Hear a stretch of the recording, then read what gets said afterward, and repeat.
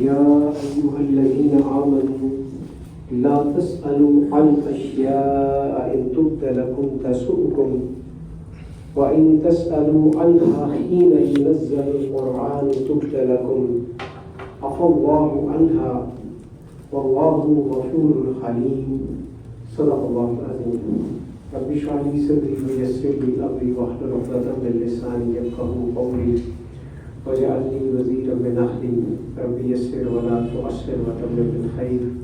اللهم أرنا الحق حقا وارزقنا اتباعه وأرنا الباطل باطلا وارزقنا اجتنابه. اللهم ألهمنا رشدنا وأعذنا من شرور أنفسنا آمين يا رب العالمين.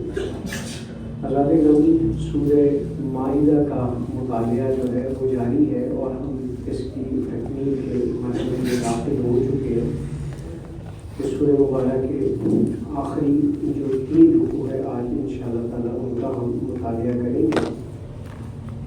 اللہ سبحانہ وتعالیٰ اس صورت میں فرمائے ہیں آخر میں یہاں پر یا ایھا الذین آمنوا، اے وہ لوگ جو ایمان لائے ہو، لا تسألوا عن اشیاء ان تبد لکم تسؤکم، ان باتوں کے بارے میں سوال مت پوچھو کہ جنہیں اگر کھول دیا جائے تو پھر تمہیں برا لگے.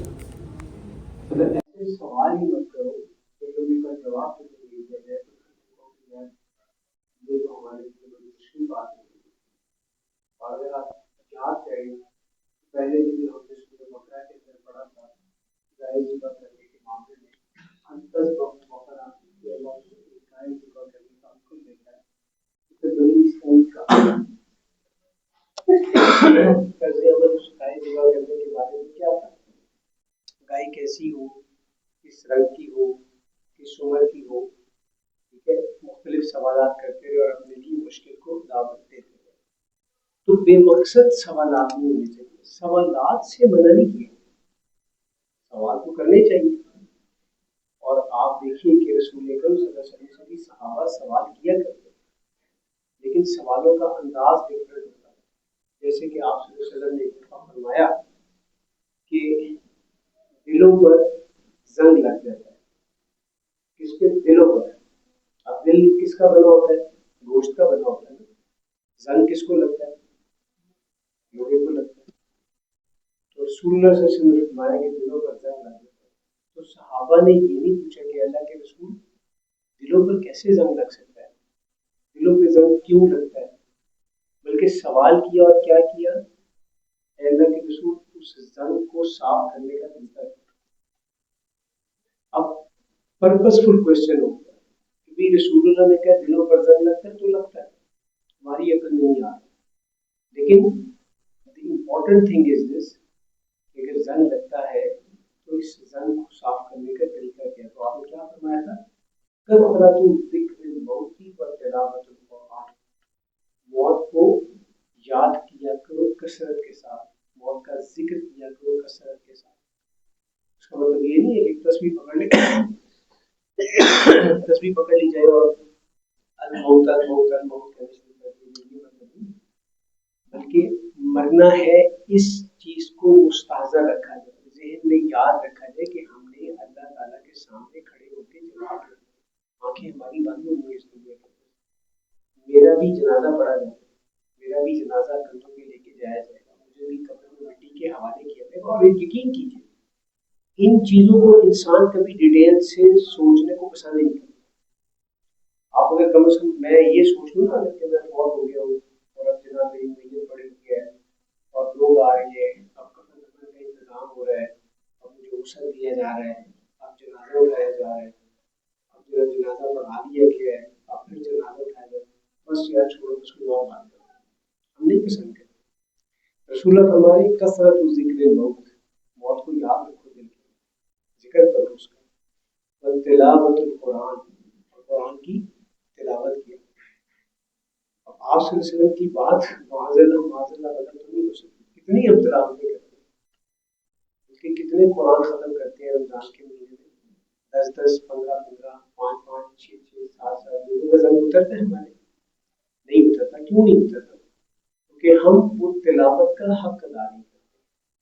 ہم صرف سنتے ہیں عبادت کے لیے ہم اس کو سمجھ کے نہیں سنتے، سمجھ کے پڑھتے نہیں، اللہ کا بڑا فضل اور احسان جانے ان راتوں میں اس کا شکر ادا کریں کہ اللہ تعالیٰ نے ہمیں اپنی مہربانی کرم اور فضل سے کسی ایسی جگہ کے اوپر جوڑا ہے جہاں پر ہم اس قرآن کو سمجھ کے پڑھنے کی سننے کی کوشش کرتے ہیں۔ ابھی مجھے ایک سال ہو گئے، ابھی نماز سے پہلے انہوں نے مجھے کہا کہ ہمیں آپ کی محبت یا کھینچنا ہے، میں بڑی قدردانی کرتا ہوں لیکن اصل میں میری محبت ہے، اصل میں قرآن کی محبت ہے جو کھینچ کے لاتی ہے، اللہ کے کلام کی محبت ہے جو کھینچ کے لاتی ہے، اللہ کے کلام کی ایک تاثیر ہے۔ اللہ تعالیٰ ہمیں اس کیٹیگری میں شامل کر دے، وہ جو دو لوگ دنیا میں ملتے ہیں نا اللہ کے دین کی محبت کرنے کی وجہ سے، تو ایک دوسرے کو بالکل نہیں جانتے کہاں کے رہنے والے ہیں، کیا کرتے ہیں، کون سی برادری ہے، کون سا شہر ہے، پروفیشن کیا ہے، لیکن ملتے کس کی محبت سے ہیں؟ اللہ کے دین کی وجہ سے ایک دوسرے سے محبت کرتے ہیں۔ اللہ ہمیں شامل کرے۔ پھر اسی طریقے کے ساتھ ایک دفعہ نبی صلی اللہ علیہ وسلم نے فرمایا ان قریب ایک فتنہ رونما ہوگا۔ فتنے کا کیا مطلب ہوتا ہے؟ آزمائش۔ ان قریب ایک بڑا فتنہ رونما ہوگا۔ اب صحابہ نے یہ نہیں پوچھا، توجہ نہیں طرف رکھیے گا، صحابہ نے یہ نہیں پوچھا، صحابہ نے یہ پوچھ فتنہ اللہ کے رسول کو فتنہ کیسا ہوگا، وہ فتنہ آئے گا تو اس کی شکل کیا ہوگی، کتنے عرصے کے بعد آئے گا، کتنے سالوں کے لیے آئے گا، بلکہ صحابہ کا سوال کیا تھا ای مخرج، اے اللہ کے رسول اس فتنے سے نکلنے کا طریقہ کیا ہے؟ آپ سے نے کیا فرمایا تھا؟ آپ نے فرمایا تھا کہ کتاب اللہ و سنت، اللہ کی کتاب کو اور میری سنت کو مضبوطی سے پکڑے رکھو گے تو اس فتنے سے نکل جاؤ گے۔ اللہ ہمیں ان باتوں کو سمجھنے کی توفیق عطا فرمائے۔ اب ایک اور مثال دیکھ لیجیے، آپ سے نے فرمایا کہ حج فرض ہے، بتا دیا کہ حج فرض ہے، ایک صحابی نے مل کر اللہ رسول کتنی دفعہ فرض ہے، آپ نے کوئی جواب نہیں دیا۔ دوسری طرف سے اللہ رسول کتنی دفعہ فرض ہے، آپ نے کوئی جواب نہیں دیا۔ تیسری دفعہ ہے تو آپ نے کہا کہ اگر میں کہہ دوں زیادہ دفعہ فرض ہے، ایک سے زیادہ دفعہ فرض ہے، پھر فرض ہو جائے گا پھر تمہیں یہ مشکل ہے۔ تو یہ ہے کہ بے مقصد سوالات نہ ہو، سوالات ہونے چاہیے پریکٹیکل۔ وَإِن تَسْأَلُوا عَنْهَا حِينَ يُنَزَّلُ الْقُرْآنُ قِيلَ لَكُمْ، اور اگر نزول قرآن کے دوران تم ان کے بارے میں پوچھو گے تو وہ تم پر کھول دی جائیں گی۔ عَفَا اللَّهُ عَنْهَا، اللہ نے پچھلی باتیں معاف کر دی ہیں، وَاللَّهُ غَفُورٌ حَلِيمٌ، اور اللہ بخشنے والا اور رحم والا ہے۔ قد سألها قوم من قبلكم، تم سے پہلے لوگوں نے اس قسم کے سوالات کیے تھے، بنی اسرائیل کو یاد کر لیں، بکرا کے حوالے سے، گائے کے حوالے سے۔ ثم اصبحوا بها كافرين، پھر اس کے بعد ان کا انکار کرنے لگے۔ ما جعل الله من بحيرة ولا صائبة ولا وسيلة ولا حام،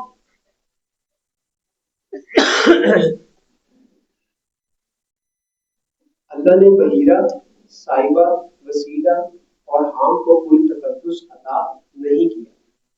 یہ بیسکلی ٹیکنالوجی ہے ان جانوروں کی جن کو یہ بتوں کے نام پہ چھوڑا کرتے تھے۔ تھوڑی سی اس کی تفصیل پڑھ لیں گے۔ بحیرہ کہتے ہیں 5 بچوں والی اونٹنی، جس کا جو آخری بچہ ہوتا ہے وہ نر ہوتا تھا، نر اونٹ ہوتا تھا۔ صائبہ کہتے ہیں وہ اونٹ جو بتوں کی نظر کے طور پہ چھوڑ دیا جاتا تھا۔ وسیلہ کہتے ہیں وہ اونٹ کی جو اوپر پہلے 2 مادہ بچے دیتے تھے۔ اور حام کہتے ہیں وہ اونٹ جس اونٹ کا پوتا جو ہوتا ہے، یعنی اس اونٹ کا بچہ اور اس کا بچہ آگے سے اس کا پوتا بھی سواری کے قابل ہوتے تو اس کو حام کہتے ہیں۔ اور کرتے کیا تھے کہ ان کو یہ بالکل اپنے جو بت ہوتے تھے ان کے لیے چھوڑ دیا کرتے تھے، ان کے علاوہ اس کو کسی کام میں لے کر نہیں آتے تھے۔ میری بے باکی کو تھوڑا سا معاف کیجیے گا معذرت کے ساتھ، آج ہم لوگ یہ کام نہیں کرتے۔ آج بڑی آرمی ہے تو کل چھوٹی آرمی دیکھو، اور پھر آپ کو دودھ نہیں ملتا مارکیٹ میں سے، اور وہ دودھ کدھر گیا ہوتا ہے؟ دودھ وہ کہاں گیا ہوتا ہے؟ مزارات میں، زندوں کو ملتا نہیں ہے اور پھر باہر آ جاتا ہے۔ بالکل وہی ریسیپروکل، ٹائم چینج ہو گیا، نظریات وہی کے وہی رہے اور تھوڑے سے ایکشن میں تبدیلی آ گئی۔ تو اسی کے اوپر کچھ بڑے درد دل کے ساتھ کسی نے کچھ اشعار کہتے آپ کے سامنے رکھتا ہوں۔ کریں غیر خود کی پوجا تو کافر، جو ٹھہرائیں بیٹا خدا کا تو کافر، حضرت عیسیٰ کا ساتھ کو بیٹا قرار دے تو کافر ہو، مگر مومنوں پہ کشادہ ٹھہرائے پرستش کرے شوق سے جس کی چاہے، نبی کو جو چاہے خدا کر دکھائیں، اماموں کا رتبہ نبی سے بڑھائیں، مزاروں پہ دن رات نظریں چڑھائیں، شہیدوں سے جا جا کر مانگے دعائیں، نہ توحید میں کچھ خلل اس سے آئے، نہ اسلام بگڑے نہ ایمان جائے۔ تو آج ہماری بھی صورتحال کچھ قدرے مختلف نہیں ہے، اور یہ تو ایک بنیادی تصور ہے نا عقائد کا۔ اس سے آگے بھی شرک خفی کی بڑی پہچان ہے، اور شرک خفی کو پہچاننا اتنا مشکل ہے جیسے کہ کالی سیاہ رات میں کالی سیاہ زمین پر کالا سیاہ پتھر پڑا ہو اور اس پتھر کے اوپر کالی سیاہ چوٹی چل رہی ہو، تو جس طرح اس کو دیکھنا مشکل ہے، اس طرح شرک خفی کو پہچاننا بھی مشکل ہے۔ رحیمی نظر پیدا مگر مشکل سے ہوتی ہے، عوض چھپ چھپ کے سینوں میں بنا لیتی ہے تصویریں۔ ولیکن الذین کفروا یفترون علی اللہ الکذب، اصل میں کافر اللہ پر جھوٹ باندھتے ہیں، واکثرهم لا یعقلون، اور ان کی اکثریت جو ہے وہ عقل نہیں رکھتی ہے۔ وَإِذَا قِيلَ لَهُمْ تَعَالَوْا إِلَىٰ مَا أَنزَلَ اللَّهُ وَإِلَى الرَّسُولِ، اور جب انہیں اللہ کی نازل کردہ وحی اور اللہ کے رسول کی طرف بلایا جاتا ہے، قالوا، تو وہ کہتے ہیں، حسبنا ما وجدنا علیہ آباءنا، ہمارے لیے تو وہی کافی ہے جس پر ہم اپنے باپ دادوں کو عمل کرتے ہوئے پاتے ہیں۔ آج کیا ہمارا یہ پورا امتیاز نہیں ہے؟ ابا جی یہ کیا کرتے سر، دادا جی نے یہ کرنا شروع کیا تھا، دین میں اس کی کوئی دلیل نہیں ہوگی، شریعت میں اس کی کوئی حجت نہیں ہوگی، سنت سے کوئی عمل ثابت نہیں ہوگا، بس وہ روایات۔ اچھا کسی ویسے ٹریڈیشن کو پکڑ لینا کوئی بات نہیں ہے، آپ کی خاندانی روایت ہے آپ پکڑ سکتے ہیں، لیکن کسی روایت کو اس وجہ سے پکڑنا کہ ابا جی یہ کیا کرتے تھے یا دادا جی یہ کیا کرتے تھے اور اس کے اوپر ثواب کی امید رکھنا، یہ غلط ہوگا، یہ ٹھیک نہیں رہے گا۔ ثواب کی نیت اسی کام کی کر سکتے ہیں جو سنت سے ثابت پڑھ چکے ہیں نا، نیکی کی اصل حقیقت کیا ہے؟ نمبر ایک کیا ہے، اس میں دکھاوا نہ ہو، نمبر دو کیا ہے، اجر اللہ سے مطلوب ہو، اور نمبر تین کیا ہے کہ عمل سنت کے خلاف نہ ہو۔ اگر آج میں آپ کو کہوں کہ میرا بڑا دل کر رہا ہے کہ میں عشاء کی 4 نہیں 6 رکعتیں پڑھوں گا اور ہر رکعت کے اندر 2 کی جگہ پہ 3 سجدے کروں گا، تو نیک کام ہی کہہ رہا ہوں نا، برا تو نہیں کہہ رہا ہوں۔ لیکن آپ مجھے کان سے پکڑ کے مسجد سے باہر نکال دیں، مولوی صاحب کی ہو گیا تھا، وہ اللہ سے محبت پڑ گئی ہے آج، میرا کی کر رہے میں 2 کی جگہ 3 سجدے کروں، ایسے فضول لوگ ہیں آپ، کیا مجھے سجدہ کرنے سے روک رہے ہیں؟ عمل سنت کے خلاف نہیں ہونا چاہیے، یہ امپورٹنٹ بات ہے، سمجھنے کی توفیق عطا فرمائے۔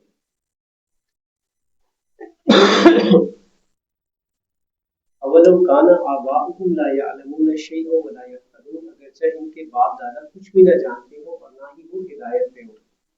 یا ایھا الذین آمنوا علیکم انفسکم، اے ایمان والو تم پر صرف اپنے آپ کی ذمہ داری ہے۔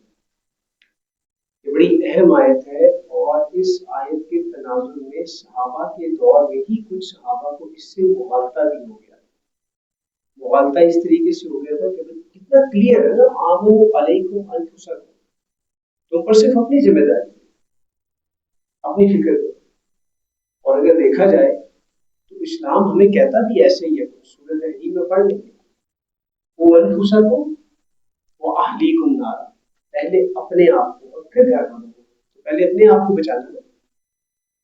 اور اسی کو ایک سادہ سی مثال سے سمجھ لیں، جب کوئی شخص ڈوب رہا ہوتا ہے نا، اور اس کو بچانے کے لیے جب کوئی شخص جاتا ہے سمندر میں، دریا میں، پانی میں چھلانگ لگاتا ہے، تو اگر وہ ٹرینڈ غوطہ خور ہوگا تو اس کی تربیت میں پہلی چیز یہ ہوتی ہے کہ ڈوبنے والے کو پتہ چلے کہ تم اسے بچانے جا رہے ہو، وہ بھلے ڈوبنے والا نیچے ڈوب رہا ہو، وہ لمبا چکر کاٹ کے اس کو بیک سائڈ سے جا کے نکالے گا، سامنے سے، کیونکہ اگر سامنے آئے گا تو وہ جو لاڑی ڈوب رہا ہے وہ کیا کرے گا، اس کو ڈبو ڈبو کے خود بھی ڈوبے گا اور اس کو بھی ڈبوئے گا۔ ہم تو ڈوبے ہیں سنم، ان کو بھی لے ڈوبیں گے، نہ آپ بچے گا نہ اس کو بچنے دے گا۔ تو وہ پیچھے سے جاتا ہے غوطہ خور، پیچھے سے اس کو جا کے پکڑتا ہے اور اس کو اوپر نکالتا ہے تاکہ یہ مجھے پکڑ کے نہ ڈبے۔ پہلی ذمہ داری اپنے اوپر۔ تو صحابہ کو اس سے نا ایک غلط مطلب نکال دیا انہوں نے کہ دعوت اور تبلیغ کی کوئی ذمہ داری ہے ہی نہیں۔ جب حضرت ابوبکر صدیق رضی اللہ تعالیٰ عنہ کو پتہ چلا تو انہوں نے جمع کر کے خطبہ دیا اس کے اوپر، لوگوں مجھے پتہ چلا کہ تم ایک آیت کا غلط مفہوم نکال دیا، اس کا مطلب یہ ہے کہ تمہاری ساری کوشش، دعوت، تبلیغ، امر بالمعروف ونہی عن المنکر کی ذمہ داری کرنے کے باوجود بھی اگر کوئی گمراہ ہو جائے تو پھر تمہارے اوپر اس کی کوئی ذمہ داری نہیں، پھر تمہارے اوپر اس کا کوئی وبال نہیں۔ تو ہم کیا اپنی ذمہ داری پوری کرتے ہیں؟ یہ کوشچن ہم تو بات میں کرتے ہیں، پہلے کہتے ہیں بابا علیہ الا الملاؤ ساڈے دوسرے سے 4 دن رہے گا، ہم نے تو بتا دیا، ٹھیک ہے؟ تو آج دیکھیں کہ ہم کیسے دعوت دیتے ہیں دین کی دعوت۔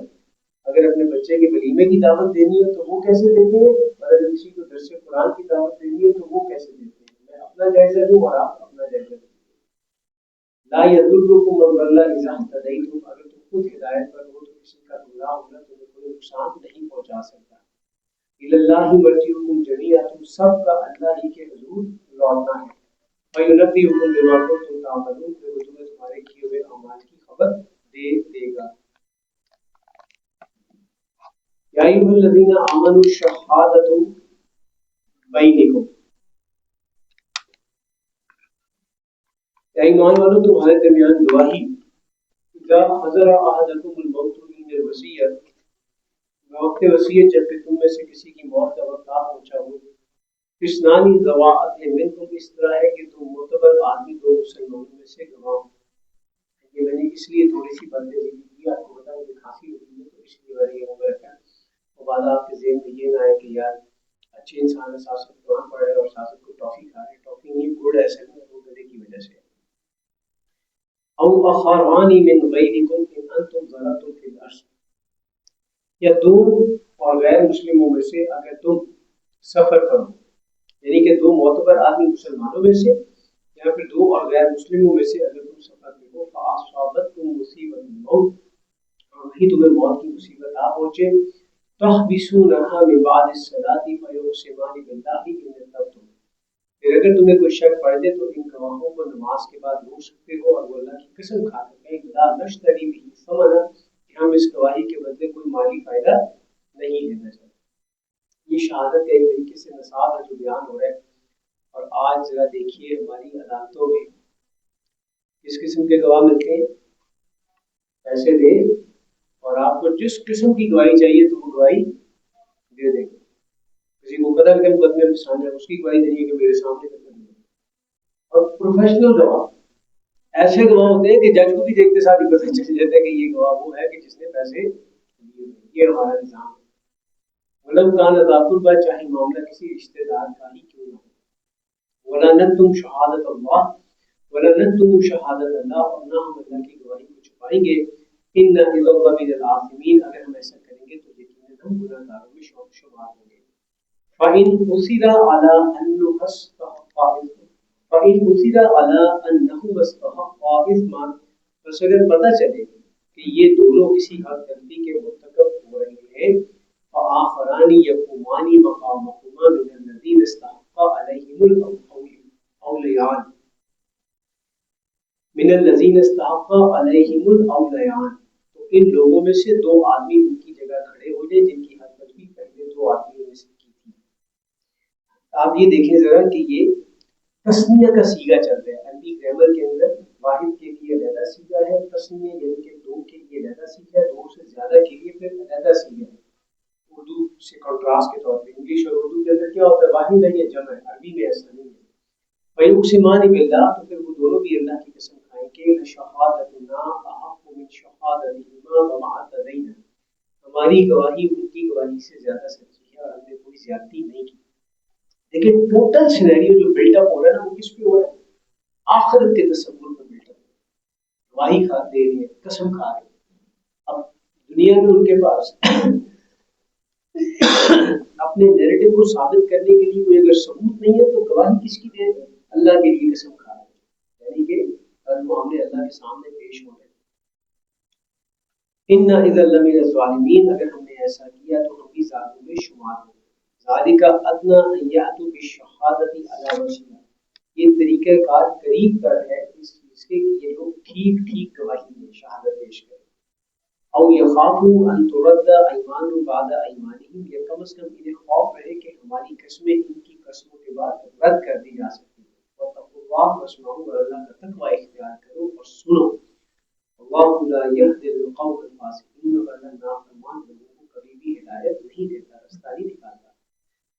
یوم یجمع اللہ الرسل فیقول ماذا اجبتم، جس دن اللہ تمام پیغمبروں کو حاضر کر کے پوچھے گا کہ تمہیں کیا جواب دیا، قالوا لا علم لنا، پیغمبر کہیں گے ہمیں کچھ معلوم، ہمیں کوئی نہیں پتا کہ یہ تمہارے پیچھے کیا کرتے رہے ہیں، ہمارے بارے میں نام لے کر کیا کرتے ہیں، انک انت علام الغیوب، تو ہی تو ہے جو سب کچھ باتوں کا، چھپی باتوں کا جاننے والا ہے۔ یہ علام الغیوب ہے، مبالغے کا صیغہ ہے، علم سے بنا علوم، علوم سے علامہ، بہت بڑی بات ہے، یہ بہت مبالغے کا صیغہ ہے۔ تو ہی تو ہے سب کچھ، ایک ایک چیز کو منیوٹ ڈیٹیلز کو جاننے والا اللہ تو ہی تو ہے، اور تو ہم سے پوچھ رہے ہیں یہ کیا کرتا ہے، کچھ نہیں پتا، تجھے بہتر پتا ہے۔ اس قال اللہ یا عیسی ابن مریم، جب اللہ کہے گا اے مریم کے بیٹے عیسیٰ، عیسیٰ علیہ السلام کو اللہ پکارے گا، اس کو نعمتی علیکہ وعلی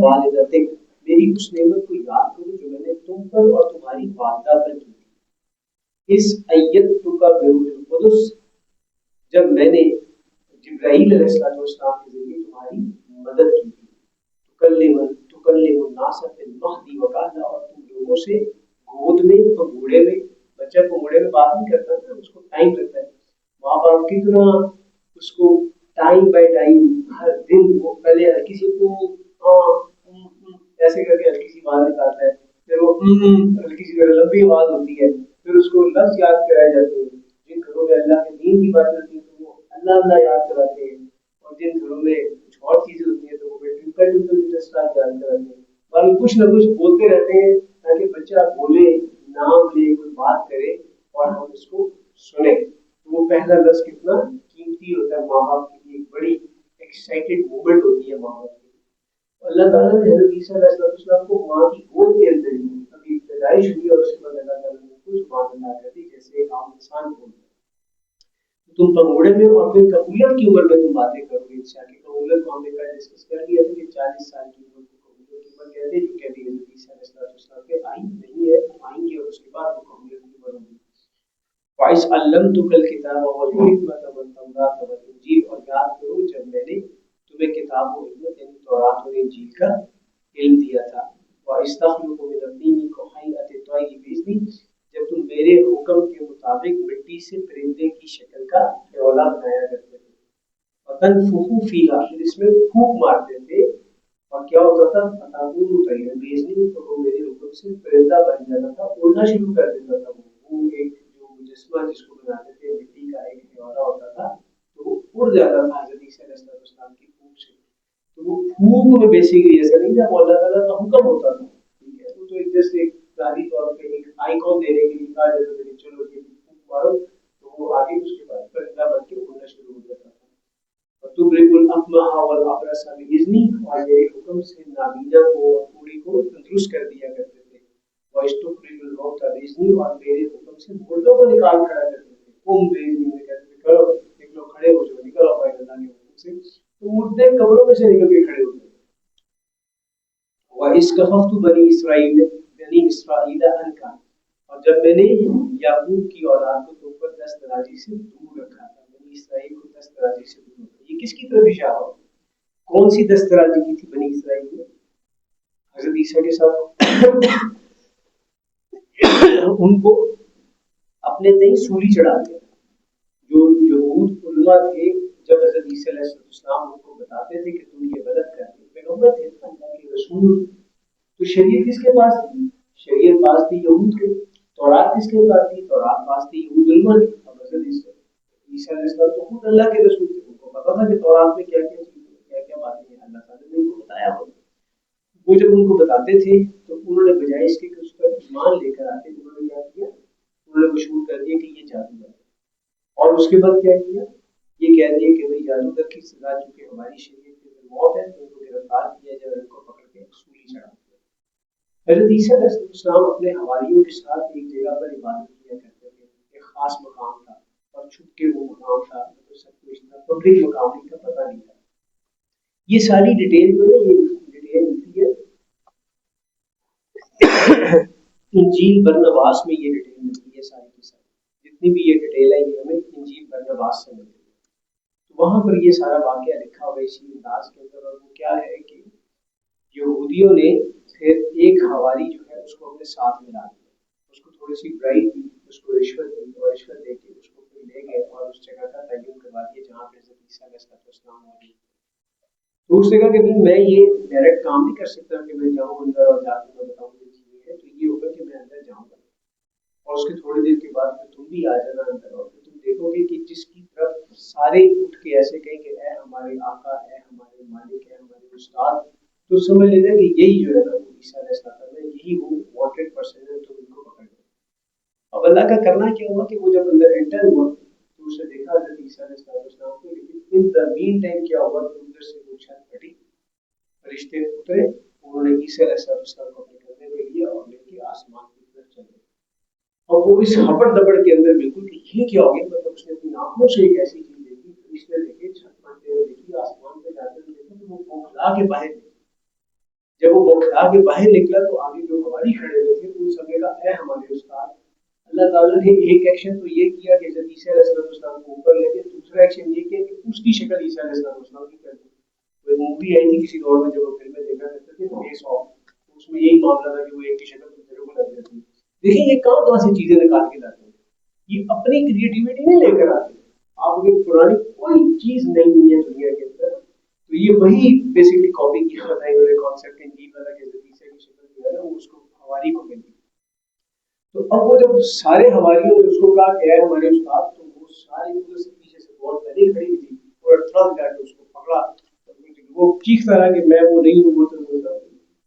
اور کون مانے کہ یہ وہ نہیں ہے، جب اللہ تعالیٰ نے وہ چہرے فیس آف کر کے اس کے اوپر امپلیمنٹ کر دیا تو کون مانے، تو اس کو پھانسی ہوئی۔ یہ ساری ڈیٹیل انجیل پر نماز میں یہاں پر اللہ صلی اللہ فرمانے کہ ہم نے بنی اسرائیل کو دستاویز سے دور اس جئتہم بالبینات، جب تم ان کے پاس واضح نشانیاں لے کر آئے، قال الذین کفروا منہم، جس پر ان میں سے جو کافر لوگ تھے وہ کہنے لگے ان ھذا الا سحر مبین، یہ نشانیاں تو اور کچھ بھی نہیں ہے مگر یہ کہ کھلا جادو ہے۔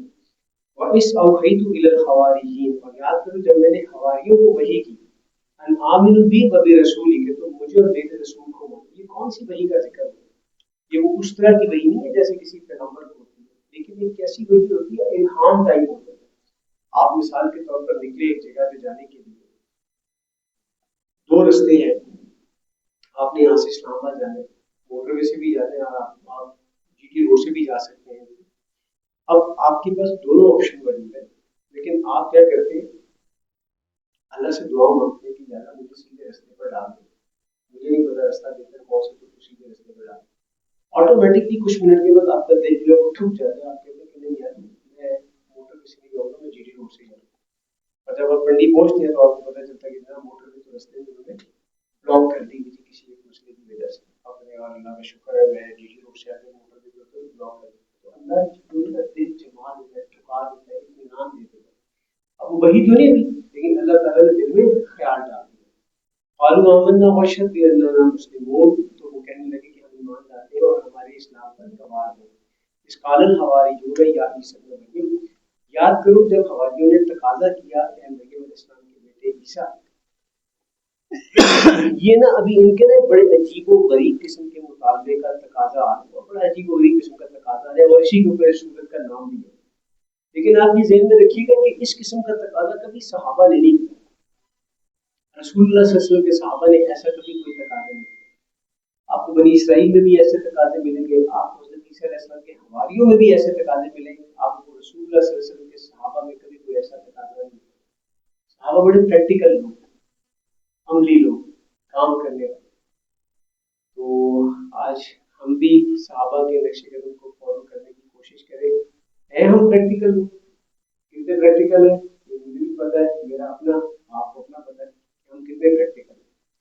هل يستطيع ربك ان ينزل علينا مائدة من السماء، ایک چھوٹی سی اور مثال لینے بات آگے دینی، وہ اتنے پریکٹیکل تھے صحابہ کہ جب رسول اکرم صلی اللہ علیہ وسلم نے مصعب بن عمیر رضی اللہ تعالیٰ عنہ کو کہا کہ مصعب لیو دس مکہ اینڈ گو ٹو مدینہ، مکہ چھوڑ دو اور مدینے جاؤ، وہاں پہ جا کے قرآن پڑھو۔ حضرت مصعب بن عمیر نے نہیں کہا کہ اللہ رسول میں آپ کے پاؤں چھوڑ کے یہاں سے نہیں جاؤں، مجھے تو آپ اپنے قدموں میں جگہ دے کے رکھیں، میری تو قبر جو ہے نا وہ آپ کی، اس طرح کی کوئی بات نہیں ہے، حکم مل گیا، آرڈر مل گیا جو ان کا حکم ہے۔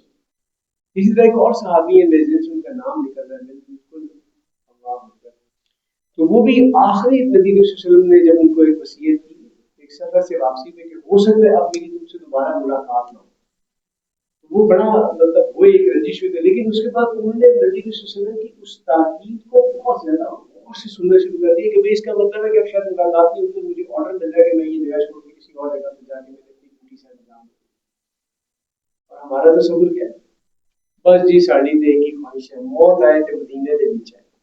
اچھی بات ہے بھائی بری بات نہیں ہے موت مدینے جو ہے نا بری بات نہیں ہے لیکن رسول اکرم صلی اللہ علیہ وسلم کا کوئی مشن تھا اس مشن کی تکمیل میں موت آئی یہ بہتر نہیں بنسبت اس کے کہ بس ایک جگہ پر بیٹھیں گے اور وہاں پہ موت آ گئی. میں کوئی فتوا نہیں دے رہا اللہ معاف کرے نہ میں کوئی گریڈیشن اس کے اوپر لیکن نبی صلی اللہ علیہ وسلم نے 23 سال ایک مشن کے پیچھے اپنی زندگی لگائی اپنا وطن چھوڑ علاقہ چھوڑا آپ کو وہاں پر قتل کرنے کے منصوبے بنے آپ صلی اللہ علیہ وسلم سے سگے خوبی رحمی رشتے جو ہیں وہ مخالف ہو گئے. 250 سے زیادہ صحابہ کرام کی جانوں کا نذرانہ آپ نے پیش کیا وہ سنت ہم بھول جاتے ہیں وہ مشن ہم بھول جاتے ہیں اور میرے بعد موت مدینے چاہتے کانسیپٹ ہی نہیں ہے نا میری زندگی کا مقصد میرے دین کی سرفرازی میں اسی لیے مسلمان میں اسی لیے نمازی اللہ میں وہ مشن کی کلیئرٹی جو ہے وہ اللہ تعالیٰ کو ہمیں عطا فرمائے. تو انہوں نے کیا مطالبہ کیا جی حواریوں نے حضرت عیسیٰ علیہ السلام سے هل یستطیع ربک کیا آپ کا رب اس چیز کی کیپیبلٹی نہیں رکھتا استطاعت نہیں رکھتا آئیے نزل علینا مائدۃ من السماء. اب مائدہ آ گیا یہاں پر کہ ہم پر کھانے سے تھال بھرا جو خوان ہے وہ نازل کرے ٹھیک ہے تو ہمارے لیے آسمان سے کھانا اترے تو ڈیل ہو جائے تو 45 ڈشوں والا بوفے اتر آئے. آج کل بوفے لگے ہیں افطاری کے اندر 45 ڈشیں 55 ڈشیں 35 ڈشیں کتنے ہزار روپے کے اندر کھائی جاؤ اور کھانے کے بعد بس میں کچھ نہ کر سکوں 12 گھنٹے کے بعد 12 منٹ میں اس طرح کھاؤ کہ بس اس کے بعد انجن چوک ہو جائے اور کچھ انسان نہ کر سکے بس اس کے بعد بس پھر کہے کہ بس اب سو گئے اور سونے کے بعد بس میں سو ہی گئے. مسلمان کو حافظ غفلت میں کھلا کے سنا ایسی جان جائے گا تو پتہ کچھ سوچنے کا شروع کر دے. قالوا اتقوا الله ان كنتم مؤمنين. تو عیسیٰ علیہ السلام نے کہا کہ اگر تم اللہ کا تقوی اختیار کرنے والے ہو تو ڈرو ان باتوں سے. کیسی فضول چیز ہے جو تم یہ بات کر رہے ہو. قالوا نريد ان ناكل منها وتطمئن قلوبنا. وہ کہنے لگے ہم چاہتے ہیں کہ ہم سے کھائیں ہمارے ذرا دل مطمئن ہو جائے ہمیں بھی ذرا یقین ہو جائے کہ ہاں جی ہمارے لیے بھی کوئی چیز ہے. ونعلم ان قد صدقنا. اور ہمیں پہلے سے زیادہ یقین کے ساتھ یہ معلوم ہو جائے کہ جو آپ نے کہا ہے وہ سچ ہے. ونكون عليها من الشاهدين. اور ہم بھی اس حقیقت پر گواہی دینے والوں میں شامل ہیں. پھر عیسیٰ علیہ السلام نے کہا قال عیسی ابن مریم اللهم ربنا انزل علينا مائدۃ من السماء. اللہ تو ہم پر آسمان سے کھانے کا ایک تھال جو ہے وہ اتار دے تكون لنا عيدا لأولنا وآخرنا وآية منك. تو ہمارے اگلے پچھلوں کے لیے خوشی کا بھی مقام ہوگا عید کی طرح کا مقام ہوگا اور وہ تیری طرف سے ایک نشانی بھی بن جائے گی. اور تم ہمیں کھلاؤ ہوئی تو بہترین رزق دینے والا ہے. اللہ تعالیٰ نے کیا فرمایا اس میں قال اللہ انی منزل علیکم. میں یہ تم پر اتار دوں کوئی ٹینشن نہیں ایک آرڈر دے رہا ٹھک کر کے کھا لیا تمہارے سامنے آ گیا. فمن یکفر بعد منکم. لیکن اس کے بعد اگر تم میں سے کوئی انکار کرے گا فإنی أعذبه عذابا لا أعذبه أحدا من العالمين. اس کو ایسی پھنٹی لگے گی اس کا ایسا عذاب ہوگا کہ ایسا عذاب پورے جہانوں میں سے کسی کو نہیں ملا ہوگا. وجہ جب آپ اپنی آنکھوں سے ایک نیکڈ معجزہ دیکھ لیتے ہیں جب آپ غیب کے پردے کو ہٹتا ہوا دیکھ لیتے ہیں اس کے بعد روح گردانی کرنے کی کوئی گنجائش نکلتی ہے. اس لیے پھر مہلت ختم ہو جاتی ہے. اور پھر دو روایات ہیں. ایک میں ہے کہ انہوں نے اس میں سرکشی کی آیا کہ ان کو بندر اور خنزیر بنا دیا گیا اور دوسرے میں آیا کہ نہیں کہ انہوں نے وہ مانگا ہی نہیں بندہ. اور اس خالد کو یا عیسی ابن مریم اور یاد کو جب عیسیٰ سے اللہ تعالیٰ فرمائیں گے انت قلت للناس. عیسیٰ کیا تم نے لوگوں سے کہا تھا اتخذونی و امی الہین من دون اللہ کہ اللہ کی بجائے تم مجھے اور میری ماں کو خدا بنا دو. وہ جو اللہ تین میں ایک اور ایک کا تین ہے وہ جو الہ اور اس تثلیث کا جو عقیدہ ہے تم نے کہا تھا. قال سبحانک. عیسی نے کہا نہیں اللہ تو پاک ہے ہاں یقول لی ان نقول ما لیس لی حق، میری کیا مجال کہ میں کوئی ایسی بات کرتا جس کا مجھے کوئی حق ہی حاصل نہیں ہے.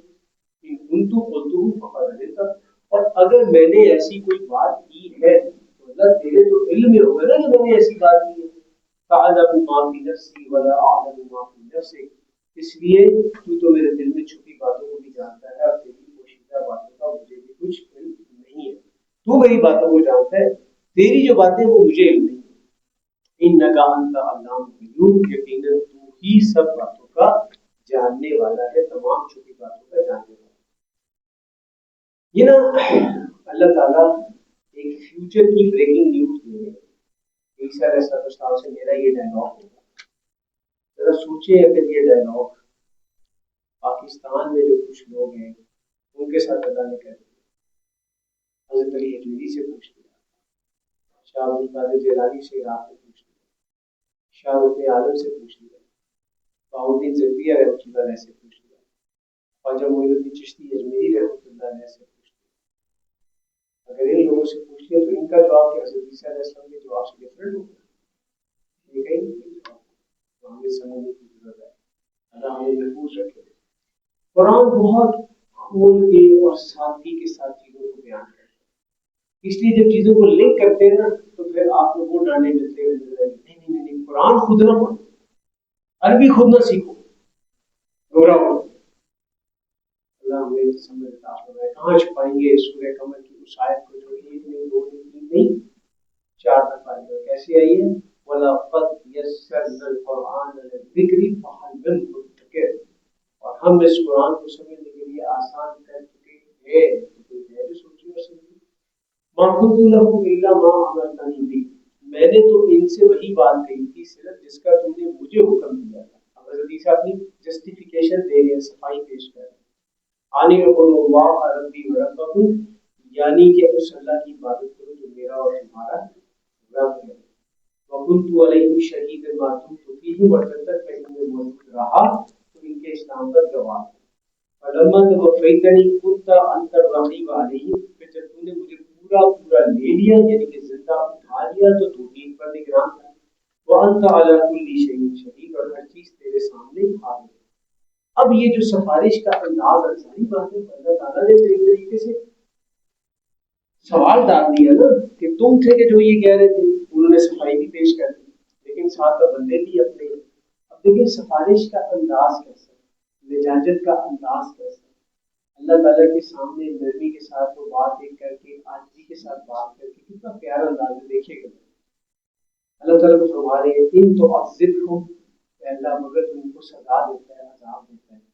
فَإِنَّهُمْ عِبَادُكَ، تیری بندے ہیں، تیری لوگ ہیں، تیری مخلوق ہے، تیری رائے ہے، تیرے انسان ہے، تو نہیں پیدا کیا ہو. وَإِن تَغْفِرْ لَهُمْ، اور اگر تو انہیں معاف کر دے، فَإِنَّكَ أَنْتَ الْعَزِيزُ الْحَكِيمُ، تو تو بالا دست ہے، حکمت والا، مجھے بھی پوچھنے والا. اچھا اس کا نا مجھے ایک دفعہ تجربہ کیسے ہوا کہ میں ایک دفعہ ایک جرگے میں بیٹھنے کا موقع ملا. تو وہ جرگہ بیسکلی اس چیز کے اوپر تھا کہ ایک خاتون تھی جن کو ان کے جو نبیال والے تھے ان کے والد اور بھائی کے فوت ہونے کے بعد ان کی جائیداد میں سے وراثت مل گئی. اللہ کی رحمت سے ہمیں اس جرگے میں بیٹھنے کا موقع ملا. تو وہاں پر ایک بڑی زبردست شخصیت تھی، میرے ماموں تھے جو وہ جرگہ کے باہر تھے. تو اب وہ اس خاتون کے چچا سے ملنے گئے کہ آپ پیسے وغیرہ دے دیجیے، ضرور شملوں کے پڑے دیتے. تو مجھے وہ یہ آیت یاد آتی ہے، وہ یہ جب بھی یہ آیت پڑھتا ہوں تو وہ واقعہ یاد آتا ہے، جب وہ واقعہ یاد کرتا ہوں تو یہ آیت یاد آتی ہے. تو انہوں نے کہا کہ آگے سے انہوں نے کہا جناب ساڈے کو زمین لینا کوئی آسان کام نہیں ہے. وہ باواں حالی پیدا ہی نہیں ہوئی ہیں جڑی ساڈے کو زمین لے سکیں. باتیں پیدا ہوتی ہیں مطلب اور باقی متغیر لوگ تھے اس لحاظ سے. تو ادھر وہاں پر جو میرے ماموں تھے انہوں نے بڑی پیاری بات کی.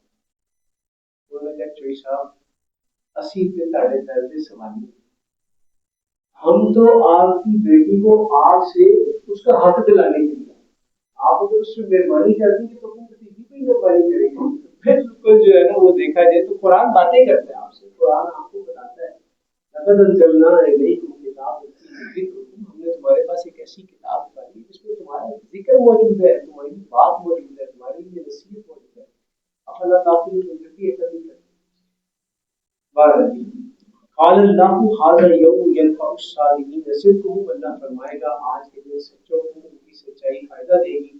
لہم جنات تجری من تحتها الانہار خالدین فیہا ابدا، ان کے لیے ہمیشہ ہمیشہ کے لیے ریزیڈینشیل گارڈنز ہوں گے ایلیٹ کلاس سوسائٹی کے اندر، سیکیورڈ انوائرمنٹ کے اندر. جو وارلڈ سوسائٹیز ہوتی ہے نا جن کا اپنا ایک سیکیورٹی کا نظام ہوتا ہے، اس طرح کی سوسائٹیز ہوگی. بڑے بڑے محل ہوں گے اور درمیان میں نہریں بہ رہی ہوں گی، واٹر چینلز بہ رہے ہوں گے.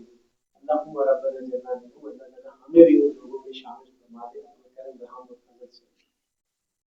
رضی اللہ عنہم ورضوا عنہ، اور اس سے بھی جو بڑی ایک کیٹیگری ہے وہ کیا ہے کہ اللہ ان سے راضی ہوگا اور وہ اللہ سے راضی ہوگا. ذالک الفوز العظیم، یہ ہے بڑی کامیابی. ہماری کامیابی کیا ہوتی ہے؟ روشن ہو گئی، فیکٹری ایک تھی دو ہو گئی، بچی ماشاءاللہ بڑی اچھی جگہ پہ رشتہ ہو گیا، اور بچے کی ماشاءاللہ تنخواہ بڑی زبردست لگ گئی، اور اللہ کا بڑا شکر ہے جی، مطلب جو کچھ کمایا تھا انویسٹ کیا تھا ماشاءاللہ بھی سارا دن گھر میں رہتے 2-4 لاکھ روپیہ ویسے ہی آ جاتے کرنے پڑے پڑے. اللہ کا بڑا کرم ہے، بڑی کامیاب زندگی جا رہی ہے. اللہ کے یہاں کون سی کامیابی ہے جو جہنم سے بچا کے جنت میں داخل کر دی. للہ ملک السماوات والارض وما فیہن، زمین اور آسمان اور ان کے مابین سب کچھ اللہ ہی کا ہے، اور وہ علی کل شیء قدیر، اور سب کچھ کرنے پر مکمل